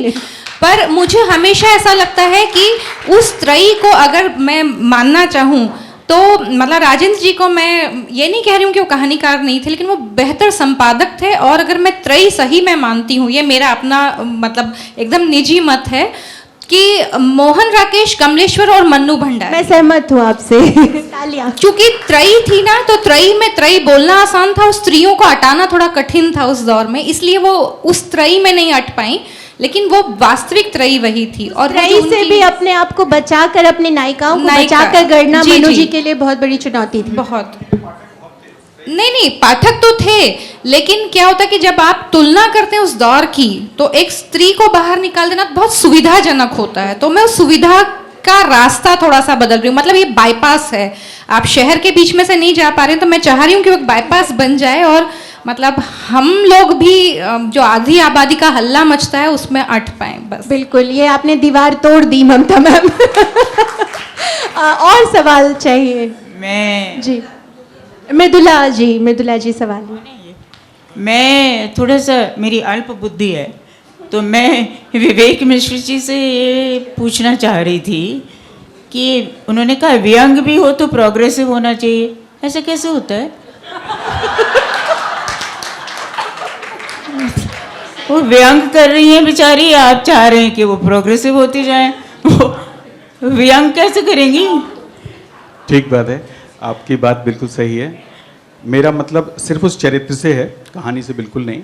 और उस कहानी के अंत में जो वो चरित्र है, जिन लोगों ने भी पढ़ी वो समझ रहे हैं कि जिस तरह से वो लड़की जिस घर से के टूटने, वो जिस घर को तोड़ के वो चाहती है कि वो आदमी बाहर निकल आए, वो भी बिल्कुल वैसा ही घर बसाना चाहती है ना। और वो सारे खतरों से वाकिफ है, उसे पता चल जाता है कि ये व्यक्ति शादीशुदा है, ये व्यक्ति मुझसे झूठ बोल रहा है, इसका एक घर है, एक बच्चा है, एक पति है, और सब कुछ जानते हुए वो उस रास्ते पे अपनी इच्छा से बढ़ती है। और बढ़ने के बाद वहां पहुंच के और फिर जब वो उसकी कहानी खत्म होती है, उसका जब कोई स्कोप नहीं रहता अब उस रिश्ते में, तब वो वापस पलट के व्यंग कहें या जो कहें, वो फिर शिक्षा देती है कि मैं इन सब अपनी बहनों से कहती हूँ कि ऐसे मर्दों के चक्कर में बिल्कुल मत पड़ना। हाँ, तो वो तो खतरों के खिलाड़ी बन गई, तो दूसरे क्यों नहीं बनेंगे। तो यहाँ पे मुझे वो बात जब आता है, तो वहां पे जब वो शिक्षा देती हुई नजर आती है, तो वो बात मुझे खटकती है उस चरित्र की, कहानी की नहीं। वही तो सारी बात है कहानी की। भाई मैं बहुत कुछ सुनूं गंभीरता से, ऐसा मैं प्रिटेंड करूं कि भाई विवेक जी कह रहे हैं, देखो कितनी खूबसूरत बातें, बड़ी बड़ी बातें, मन में मेरे ये हो कि क्या बोल रहा है। तो स्त्री सुबोधनी जो लिख रही हैं, आपको बतला रही हैं ये करो, वो कहते हैं उनका मतलब है ये मत करो।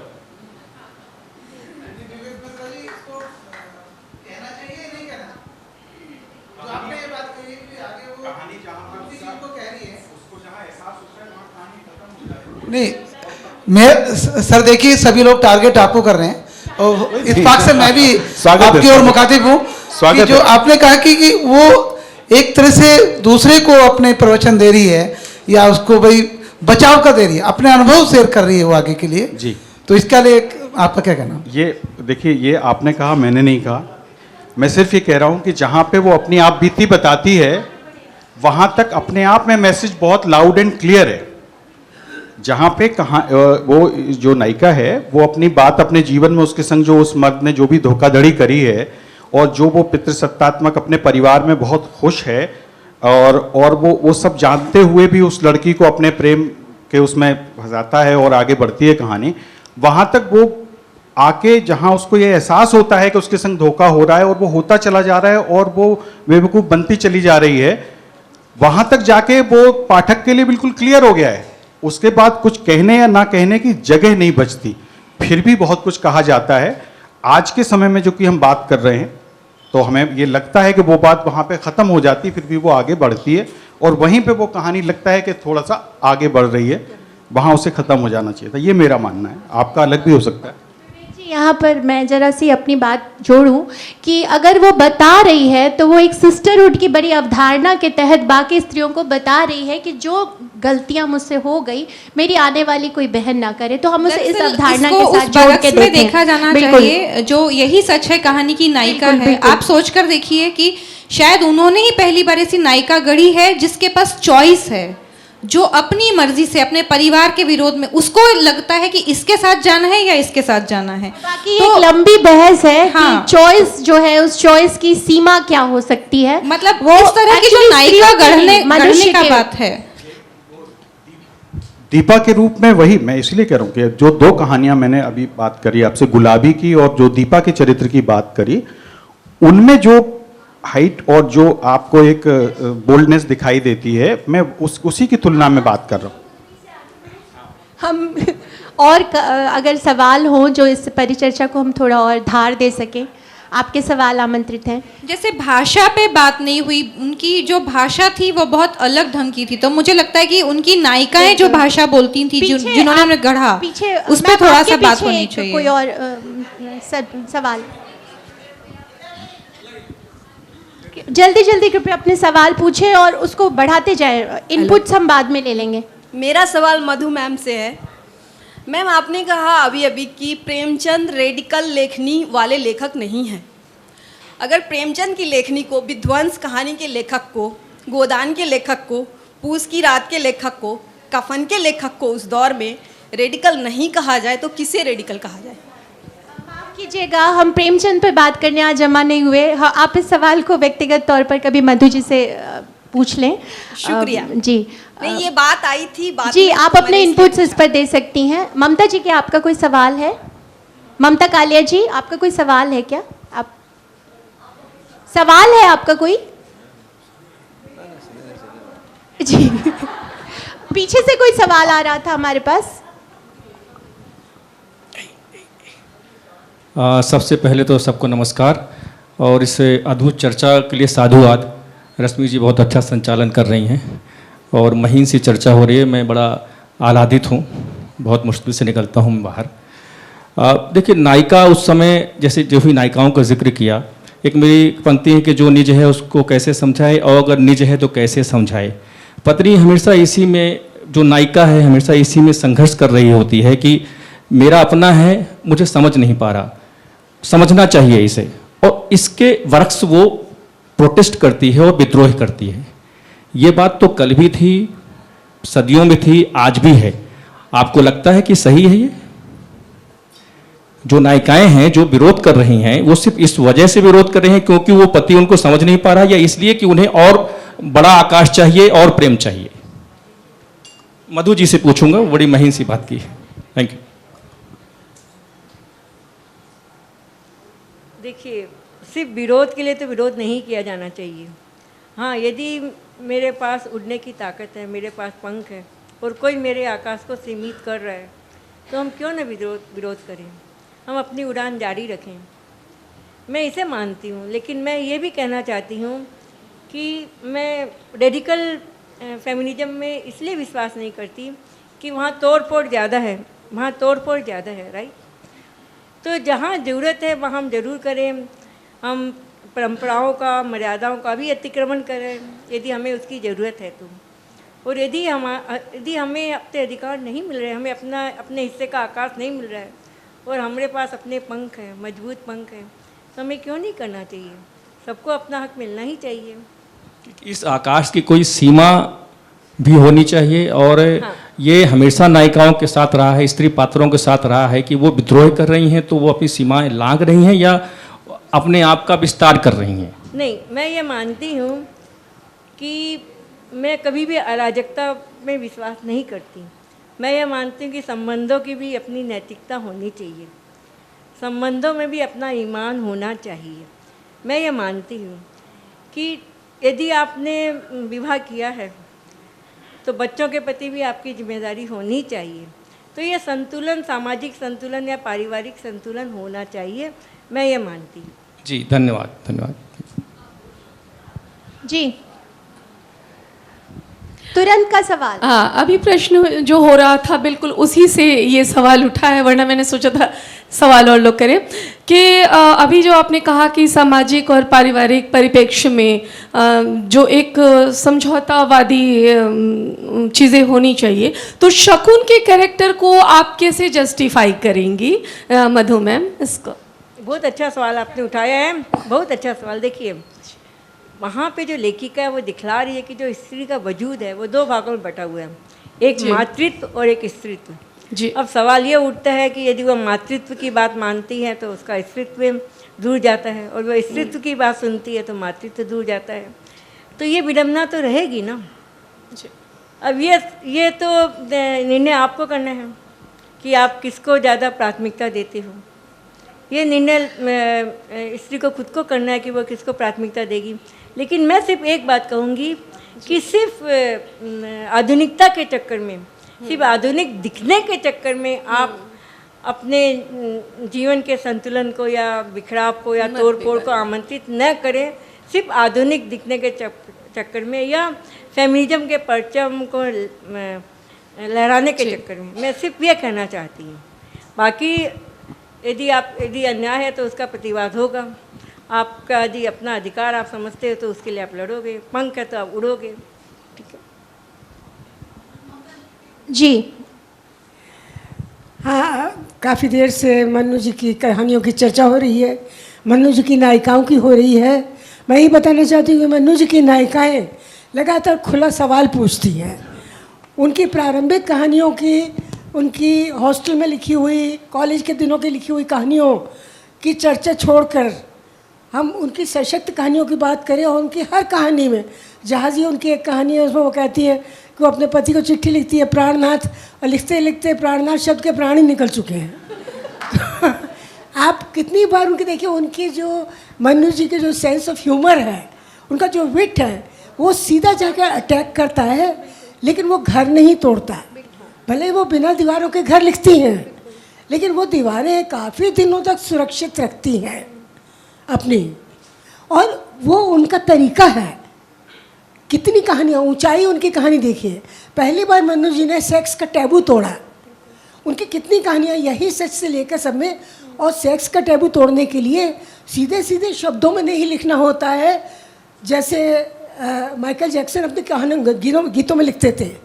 ऐसे कहने की ज़रूरत नहीं होती है, वो बात उनकी इशारों से पूरी हो जाती है। भाषा की जो बात आकांक्षा जी कही, ये मैं कहूँगी कि मन्नू जी की औरतें बहुत आगे आने वाली औरतें। विवेक ने काफ़ी अच्छी तरह से इस बात को एनालाइज किया जब स्त्री सुबोधनी कहानी उनकी ली।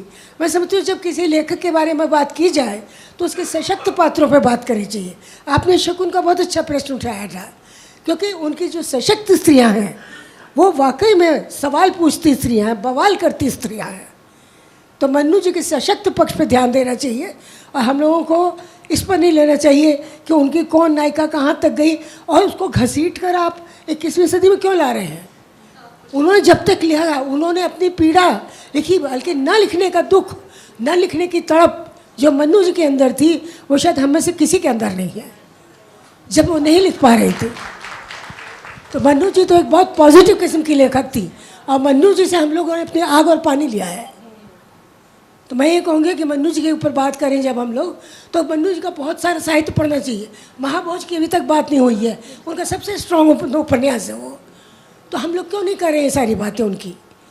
उनके पास बहुत सी नायिकाएँ हैं। और सबसे बड़ी बात यह है ममता जी कि मन्नू जी ने एक ज़मीन तैयार करी, और उस ज़मीन पे चल के आज हम बोल्ड नायिकाएँ, उनसे भी ज़्यादा बोल्ड नायिकाएँ घड़ रहे हैं। ये बहुत बड़ी बात है कि उन्होंने हमें एक ज़मीन दी। जी हाँ, अब हमारा समय ख़त्म हो चुका है। आज बहुत ही सार्थक चर्चा हुई है। कई सारे सवाल मैं लेकर जा रही हूँ, कई सारे उत्तर खोजने की कोशिश करूँगी, और जो हमारे तीनों प्रखर वक्ताओं ने कहा, ममता जी ने कहा, और पीछे से भी कई इनपुट्स आए कि घर हम जिस ट्रांजिशन पीरियड में हैं, घर के सवाल पर हमें फिर से सोचने की ज़रूरत है।